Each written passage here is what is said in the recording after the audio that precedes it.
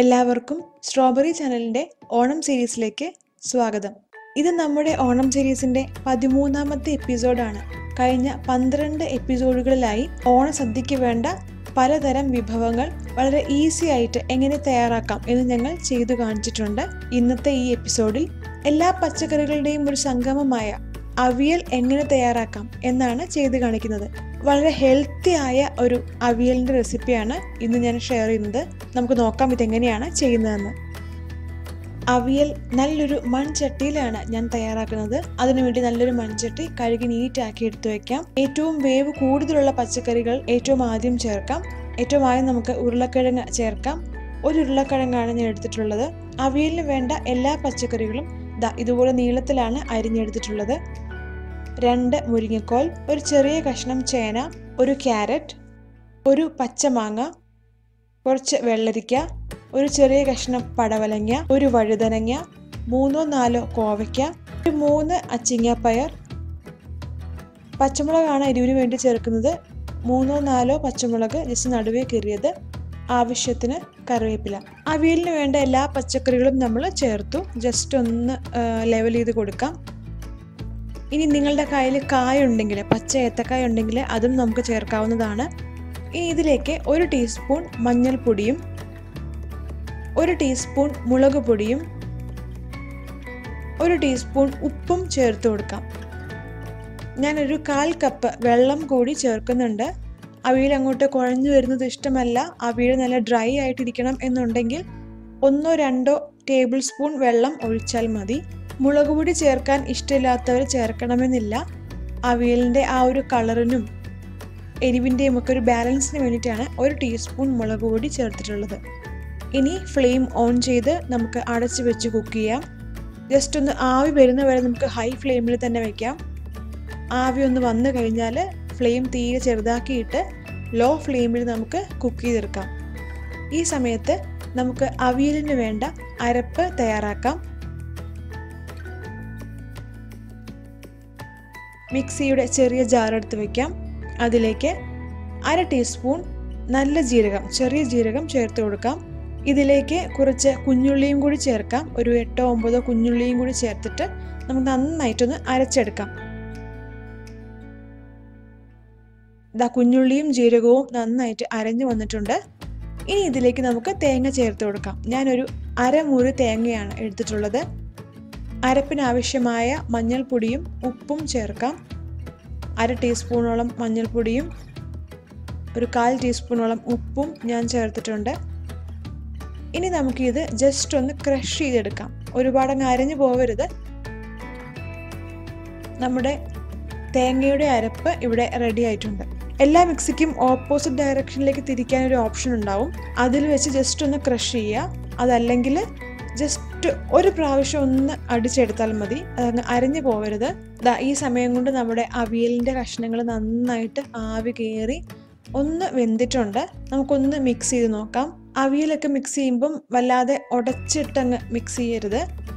അടിയിൽ നിന്ന് കോരിയെടുത്തതാ ഇതുപോലെ വിതറി വേണം നമ്മുടെ പച്ചക്കറികൾ മിക്സ് ചെയ്ത് കൊടുക്കാനായിട്ട്.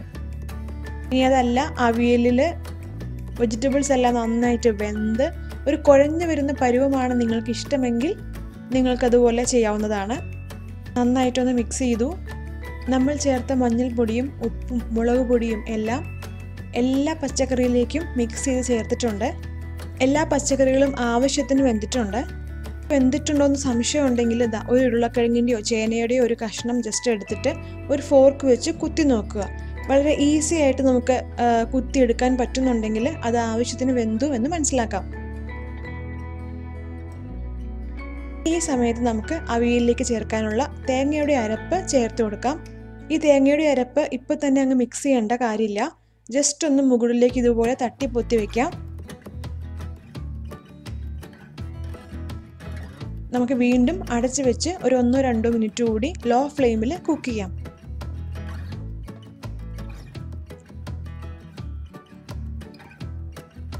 ഒന്ന് 2 മിനിറ്റ് കഴിഞ്ഞു. നന്നായിട്ട് ആവി കയറി നമ്മുടെ ആ തേങ്ങയുടെ അരപ്പും ജസ്റ്റ് ഒന്ന് വെന്തിട്ടുണ്ട്.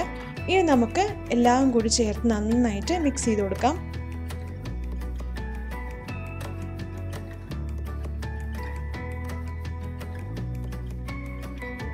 ഈ സമയത്ത് നമുക്ക് ജസ്റ്റ് ഒന്ന് ടേസ്റ്റ് ചെയ്ത് നോക്കിയിട്ട് ഉപ്പ് കുറവുണ്ടെങ്കിൽ ഉപ്പിൻ്റെ തരി ജസ്റ്റ് ഒന്ന് വിതറി കൊടുക്കുകയോ ഉപ്പ് വെള്ളത്തിൽ തളിച്ച് കൊടുക്കുകയോ ചെയ്യാം. നിങ്ങൾ അവിയലിൽ പച്ചമാങ്ങയ്ക്ക് പകരം തൈരാണ് ചേർക്കുന്നതെങ്കിൽ ഈ സമയത്ത് ഈ സ്റ്റേജിൽ തൈരും കൂടി ചേർത്ത് നന്നായിട്ട് ഇളക്കി കൊടുക്കാം.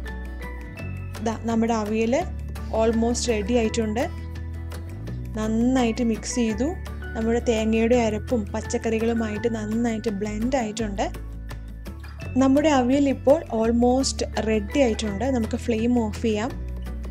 ഇനി നമ്മുടെ അവിയലിനെ കൂടുതൽ ഹെൽത്തി ആക്കുന്ന നല്ല രുചിയും നല്ലൊരു ഫ്ലേവറും ഒക്കെ തരുന്ന ഒരു കാര്യം കൂടി ചെയ്യാനുണ്ട്. തണ്ടോടുകൂടി നല്ലൊരു കറിവേപ്പില നമുക്ക് ചേർത്ത് കൊടുക്കാം. ആ ചൂടോടുകൂടി തന്നെ 1-2 ടീസ്പൂൺ നല്ല പച്ച വെളിച്ചെണ്ണ ഒഴിച്ചു കൊടുക്കാം. അപ്പോൾ തന്നെ നമുക്ക് അടച്ചു വെക്കാം. ഇനി തുറക്കുക വേണ്ട. എപ്പോഴാണോ നമ്മൾ കഴിക്കാൻ വേണ്ടിയിട്ട് എടുക്കുക അപ്പോൾ മാത്രം തുറന്നാൽ മതി. ഇങ്ങനെ ചെയ്യുമ്പോൾ ആ വെളിച്ചെണ്ണയുടെയും ആ കറിവേപ്പിലയുടെയും ഒക്കെ ഫ്ലേവർ നമ്മുടെ അവിയലിന് കിട്ടും. ഒരു പ്രത്യേക ടേസ്റ്റും നല്ലൊരു മണവും ഒക്കെയാണ് ഇതുവഴി നമ്മുടെ അവിയലിന് കിട്ടുന്നത്. സ്ട്രോബെറി ചാനൽ സമ്മാന പെരുമഴയിലെ ഇന്നത്തെ ലക്കി വിന്നർ ആരാണെന്ന് നോക്കാം. വിന്നേഴ്സിന് ഞങ്ങൾ ക്യാഷ് വൗച്ചേഴ്സ് ആണ് നൽകുന്നത്. ലക്കി ഡ്രോയിൽ തിരഞ്ഞെടുക്കപ്പെടുന്ന വിന്നേഴ്സ് ഞങ്ങളുടെ ഇമെയിൽ ID വഴിയോ ഫേസ്ബുക്ക് പേജ് വഴിയോ 7 ദിവസത്തിനുള്ളിൽ കോൺടാക്ട് ചെയ്യാൻ മറക്കരുത്. ഞങ്ങളുടെ യൂട്യൂബ് വീഡിയോസ് കാണുകയും കമന്റ് ചെയ്യുകയും ഷെയർ ചെയ്യുകയും ചെയ്യുന്നവരുടെ ലിസ്റ്റാണ്. ഈ ആഴ്ചത്തെ വിന്നർ ആരാണെന്ന് നോക്കാം. ജസീല SI ആണ് നമ്മുടെ ഈ ആഴ്ചത്തെ വിന്നർ. തുടർന്നും ഞങ്ങളുടെ വീഡിയോസ് കാണാനും ലൈക്ക് ചെയ്യാനും ഷെയർ ചെയ്യാനും കമന്റ് ചെയ്യാനും മറക്കരുത്. അങ്ങനെ ഞങ്ങളുടെ ഈ സർപ്രൈസ് ഗീവ് അവയിൽ പങ്കുചേരൂ. വളരെ ഹെൽത്തിയായ വളരെ പെട്ടെന്ന് തന്നെ തയ്യാറാക്കാൻ പറ്റുന്ന ഒരു അവിയലിൻ്റെ റെസിപ്പിയാണ് ഞാൻ ഇന്ന് ചെയ്ത് കാണിച്ചത്. നിങ്ങൾ ഇതുപോലെയല്ല അവിയൽ തയ്യാറാക്കുന്നതെങ്കിൽ ഒരു പ്രാവശ്യം ഇങ്ങനെ ഒന്ന് ചെയ്തു നോക്കണം. സദ്യയുടെ എല്ലാ വിഭവങ്ങളും ഞങ്ങൾ ഓൾറെഡി ചെയ്ത് കാണിച്ചിട്ടുണ്ട്. ഒരു ഫുൾ സദ്യ വെറും 5 മണിക്കൂർ കൊണ്ട് ഒരാൾ ഒറ്റയ്ക്ക് എങ്ങനെ തയ്യാറാക്കും എന്നും നമ്മുടെ ചാനലിൽ ഷെയർ ചെയ്തിട്ടുണ്ട്. ഈ ഓണക്കാലത്ത് നാട്ടിലൊന്നും പോകാൻ പറ്റാതെ ഒറ്റയ്ക്കിരുന്ന് ഓണം ആഘോഷിക്കുന്ന നിങ്ങൾക്ക് എല്ലാവർക്കും ഒരുപാട് ഉപകാരപ്പെടുന്ന വീഡിയോസാണത്. കണ്ടിട്ടില്ലാത്ത എല്ലാവരും കണ്ടു നോക്കണം. കണ്ടിട്ട് ഇഷ്ടമായാൽ തീർച്ചയായും നിങ്ങളുടെ ഫ്രണ്ട്സിനും റിലേറ്റീവ്സിനും ഷെയർ ചെയ്യാൻ മറക്കരുത്. നല്ലൊരു അടിപൊളി റെസിപ്പിയുമായിട്ട് സ്ട്രോബെറി ചാനലിലൂടെ വീണ്ടും കാണാം. Thank you so much for watching. ഈ ഓണം സ്ട്രോബെറി ചാനലിനൊപ്പം ആഘോഷിക്കൂ. കൈ നിറയെ സമ്മാനങ്ങൾ നേടും.